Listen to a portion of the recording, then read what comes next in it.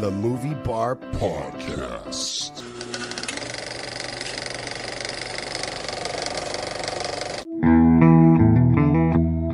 Welcome to the Movie Bar Podcast. Enjoy the show.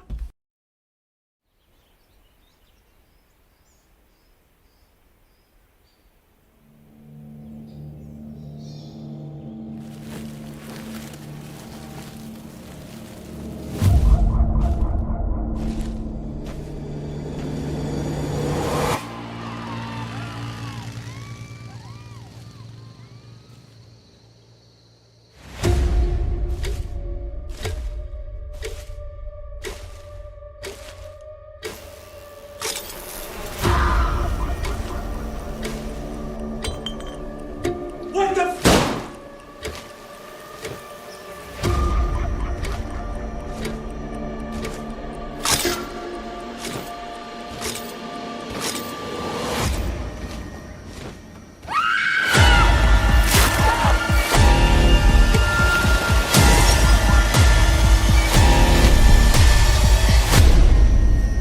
Animals don't get too hung up on reason. They just keep killing.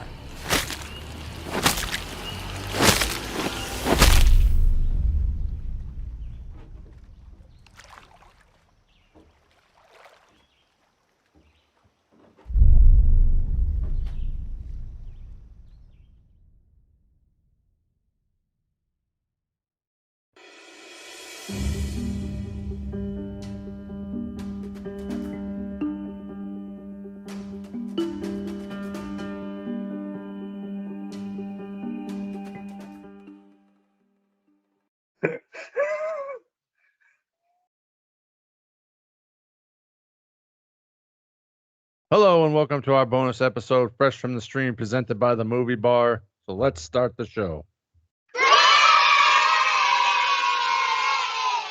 I'm John. I'm Justin, I'm Billy. and this week we will be this month we'll be discussing In a Violent Nature, which is out on Shudder. How you guys doing this week? Doing all right. All right, let's get started. All right. As Justin said, we are discussing In a Violent Nature, which is now out on Shudder and available for purchase on all streaming sites. When a group of teens takes a locket from a collapsed fire tower in the woods, they are unwittingly resurrect the rotting corpse of Johnny, the vengeful spirit, spurred on by a horrific 60-year-old crime. The undead killer soon embarks on the bloody rampage to retrieve the stolen locket, methodically slaughtering everyone who gets in his way. Yeah, he doesn't pay any attention to what the colors are and anything. He just I tries guess to not, avoid doing the cast. I Not had to give him the rated. easy cast. 1 hour, 34-minute runtime, directed by Chris Nash. Box office of $4.5 million on a budget of $3 million. Currently streaming on Shudder as well as for purchase on streaming sites. Okay, John, I will do the cast since, Why are you going changing Yeah. shit up? trying to be fair. Give everyone Yeah. a chance to do everything. I The don't way do it should be I done. don't do cast. We know this. Don't do cast. You don't do Yes. cast. You will be Well, if we're slated- gonna start doing everything fair, who's gonna fucking edit the episode then? Uh, Okay, then shut the fuck up and Depends the on when cast. you want it out. yeah. All right, we got Ryan Barrett as Johnny, Charlotte Cregan as Aurora, Andrea Pavlovic as Chris, Lee Rose Sebastianitis as Brody, Cameron Love as Cole, Liam Leone as Troy, Lauren Marie Taylor as the woman, Reese Presley as the ranger, Sam Ralston as Aaron. That's a weird spelling for Aaron. I've ever seen one. Timothy Paul McCarthy as Chuck, and Alexander Oliver as Evan. Okay, so Billy, you hyped this movie up a lot when you saw it in theaters. Yeah, months I ago. liked it. I still have, even after my third viewing, I still, I really like it. I really enjoyed it. I don't know, it just didn't capture me right away. Yes. Yeah, it was. It is a little slow, but I mean, It's slow, and it I don't know. So And, let's discuss the premise of the movie. So we have these kids that steal the locket and resurrect this killer from 60 years ago, Johnny. What do you guys think? Now, the big thing was that this was from the point of view of the killer, correct? yes, you followed around the killer instead of following around the victim. I get that they're trying to do things differently, Mhm. and it's hard to do like you can't really do like a first person because then it doesn't matter what the goddamn killer looks like, and Yeah. it's tough, but I don't know. I mean, I think this could have been a little better if it was from the first person point of view. What was that movie that Yeah, they did, that action movie? Hardcore Henry. Yeah. Hardcore Henry. I mean, it's But that one was like nonstop. I mean, this one's more like like your plotting, traditional slasher and I mean from the they view of still the killer. had to break away and do storyline bits, They still had to break away and have camper conversations and all that shit. Well, like when they're at the Fill campfire, in the you can still see backstory and him all in the that shit. background. He's still I there. He's know, still in the shot. but still, I don't know. Yeah. It's just minutes of him slowly plodding through the trees, like You know why this has never been done before from the point of view of the killer? Because nobody gives a fuck what Jason and Michael and Freddy are doing in between kills. that's not true. I Not true. greatly care. I Yeah. want to know how somebody who just walks catches up to these fucking people. I want to know that answer. And you saw it. He just walked. That's a ball. Well, At a very brisk no, because pace. at least in Like like the that Jason scene with movies, they the gave him the underground tunnels and stuff like that he had dug yeah. in around Camp Crystal Lake. So they started to touch on that. So that is a step in the right direction. Yeah. Well, But like like, look this at is just the scene where he takes the log and puts it in the horn, and you see him walk around the house. Come on, that was brilliant. The way they did that. He just walks around, comes up behind the guy, and just about to like beat him with the axe. right. And I mean, like some of it is like there's a slight disconnect between like I get that it's like supernatural and all that stuff, and they straight up just admit to that kind of thing. But there's some points where you're kind of like, all right, he's just a senseless, non-thinking killer, and there's other points in the movie where he's making a plan and pulling off said plan, or clearly like making a real time like I should do this before I do that. So it's like, like is he Well, he was like you said, he was you know slow, yeah, but but and I you mean know you see that with like him being just like enthralled with the little toy car, keychain, kind of sitting there playing with it. I don't know. I yeah, think it was hyped up too much. yeah, it was a little overhyped for me. And then I'm sorry, but some of the kills, though entertaining ways to die, were just played out dumbly and acted out dumbly, and I just couldn't overlook it. And case in point number one is Yoga Girl. Oh, Like all angles of that shot, that lady's running right down that goddamn hill. Like she's not gonna stop and think. Like, she's going down that hill. I would have no, just no, run down that goddamn hill and been gone. well, it's a horror movie. People never do what they're supposed to do or should do in No, normal but life. like to have her just like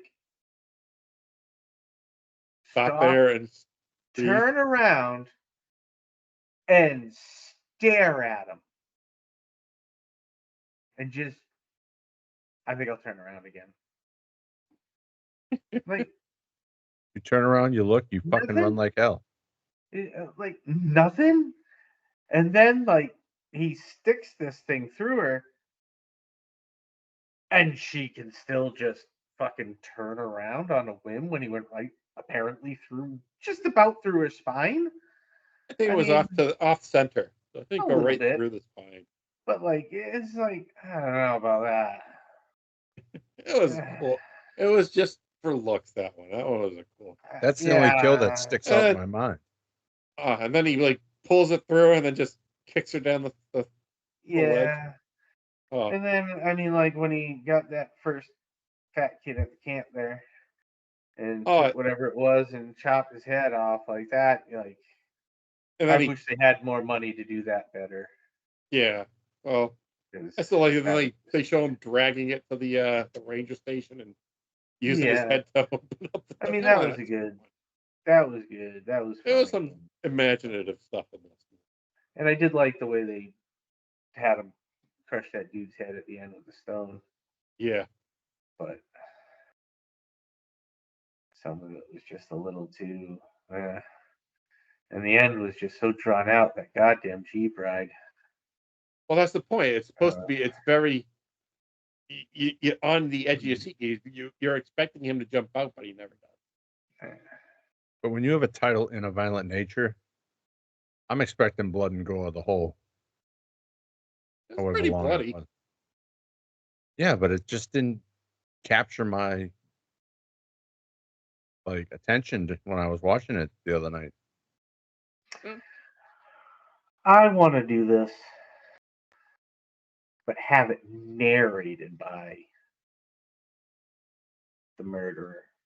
So it obviously can't be like a supernatural type being. It would have to be like a serial killer type thing, but have them narrating the story and showing it all from their point of view as they're going through all the shit. I think that'd be an effective use of quote unquote, following the killer around, I think. And you'd get a better insight as to what he was thinking while he did his thing. Yeah. And it'd be great for him to be like, And then I saw this car on the side of the road. Fuck him. Something like that, But I just hope this doesn't start a trend of all these horror movies doing this. No, I mean, I'm sure there'll be a few, and I'm sure there'll be tweaks, and some will be a lot worse, and some will be better, but Well, they're already working on a sequel. Of course they are. It made more than it took, so not by much, but What was the box office? I mean, what was the? It said 4.5 based off of 3. It looked like a $4.5 million movie. No, $4.5 million budget. Or not budget, box office. Okay, $3 million budget. $3 million budget. So we came in ahead of budget. Yeah, so anything that gets over budget is obviously getting a sequel. On Shudder, yeah. Was it? Yeah. Hopefully they'll have more money for the next one, and they can clean up some of the obvious cheap fake body part issues they had. Well, you didn't like Aaron's tongue just kind of going once he lost top of his head. What is that? Just the way his head scrunched like an obviously soft doll. And then there's a couple other parts that I just completely blanked on where it was just you could just see right through this. It's just it's too obviously fake. So was there anything that you liked about the movie, Justin? I mean, there were some good kills. I like that they used the wood splitter.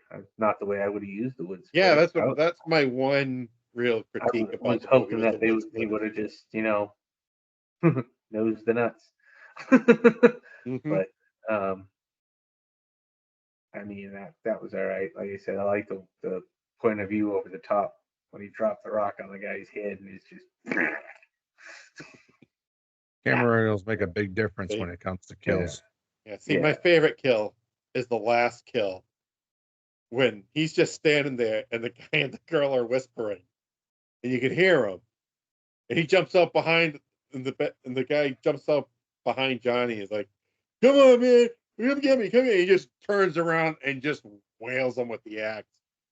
I love that. That makes me laugh every time.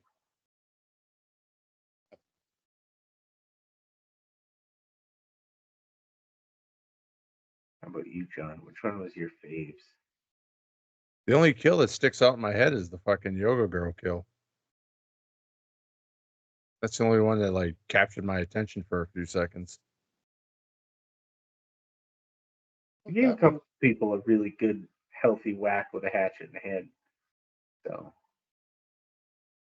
Yeah, I'd like to do that to a few people myself, but Ha ha, I'm over here. Neener, neener, neener. we'll be back to visit again someday. Not if I know that you want to do that.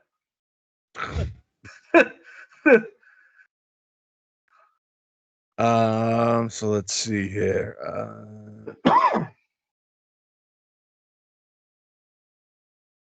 I am going to notate what episode you said that in, though.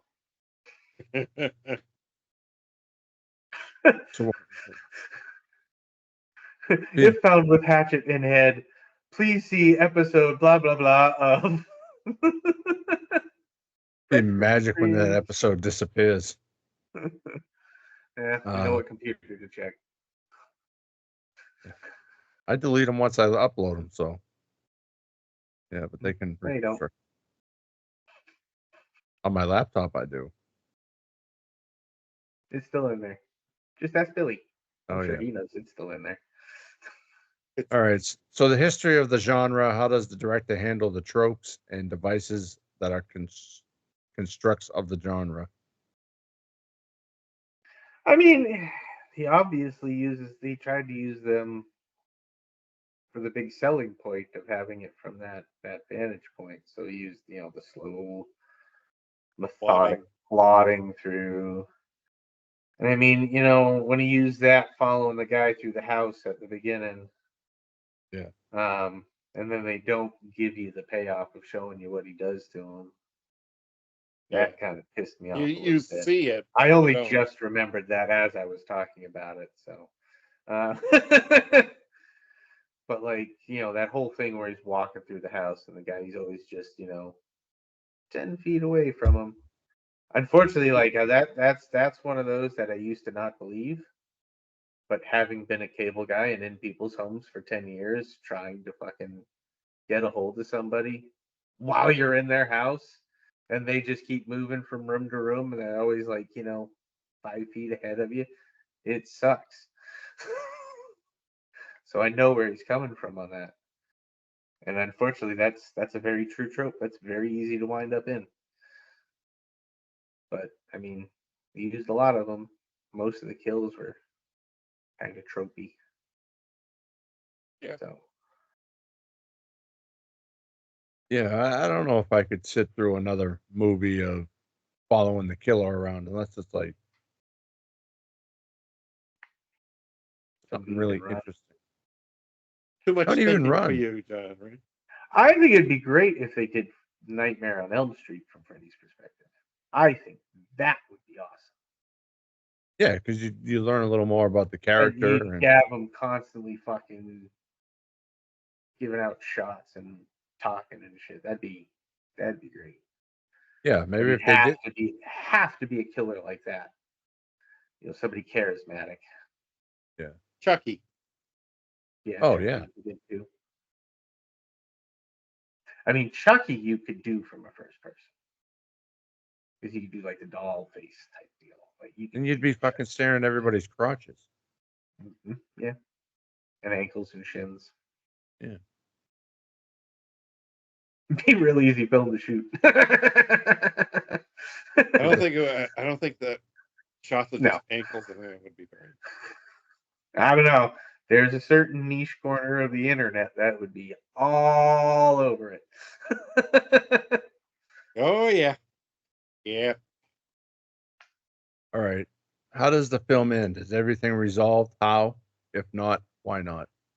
Oh yeah, he gets got his back fucking the payback. thing and his little trinket, and he went back to sleep. It's going to be one of those Jeepers Creepers things where it comes around every 27 years. Well, no, because now Whenever he has someone it. steals the trinket, So like now someone's gonna have to dig him up and take it from him. Or find him and take it from him. So I don't know, maybe it will be easier. Well, Hard to say. we didn't see where he went and laid down. So. We'll find out when Yeah. the next one comes out. I Unless they believe it would probably be at the prequel. fire tower because that's his resting. Did you learn anything from this movie?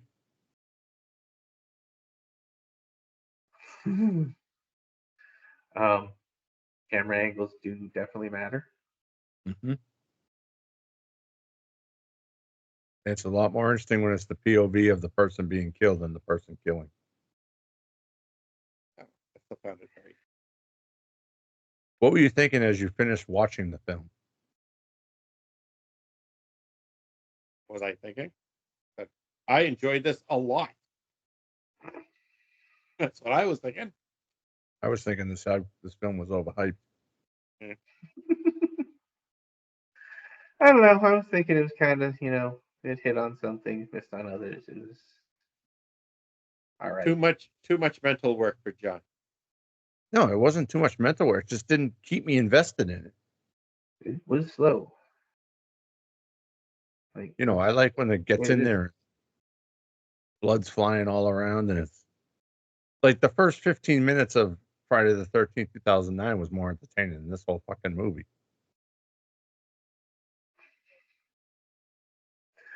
But I mean, like it's totally different because you when you shoot Yeah. from perspective, because obviously the victim you have to shoot them running around and screaming and crying because they're in fear. Yeah. This guy's got no emotion, no nothing, so it's just slow and boring until. Why he's would chasing somebody want to somebody, watch this film? and then Something because different. they want to see that this idea is possible, and then make adjustments and improve upon it and give us something that will change cinema. Okay, how about the runtime? 1 hour and 34 minutes. Fine. I mean, that's fairly average. Yeah. Yep. A lot of these, some of these newer horror movies sometimes fall short of the 90 minutes. So I said they got above it. Okay, so as Billy's revealed, there is a sequel in the works. What do you think the sequel is going to bring? Who knows? Maybe, hopefully, a bigger budget. Obviously, more kills. Yeah, I think this is one of those movies I have to watch again, and maybe I'll like it a second time around. Maybe. So Once you have your actual expectations in the right place. yeah.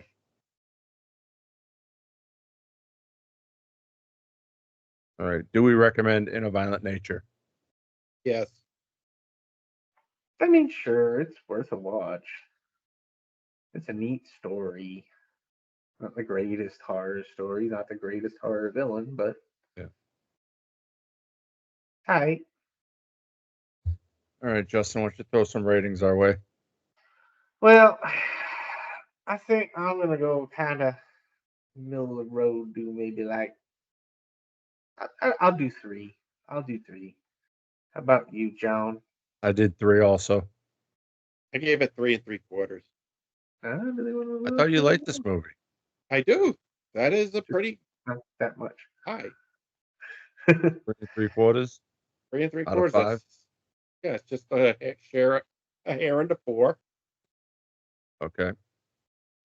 IMDb gave Yeah. it 5.6 out of 10. Rotten Tomatoes 78%. Letterbox 2.8 out of 5. All right. Well, that's a wrap on In a Violent Nature, folks. Thanks for joining us today. Before we go, find us on iTunes, Spotify, Amazon Podcasts, and most places you listen to your podcast. For a second, I thought we had a special guest coming in for that part. And don't forget to follow us on social media to stay updated on future episodes and join the conversation. You can find us on X/Twitter, Instagram, TikTok, and YouTube at movie_bar_pod and at the Movie Bar Podcast on Facebook. Until next time, keep the popcorn popping and the reels rolling. We will catch you next time on Fresh from the Stream, presented by the Movie Bar Podcast.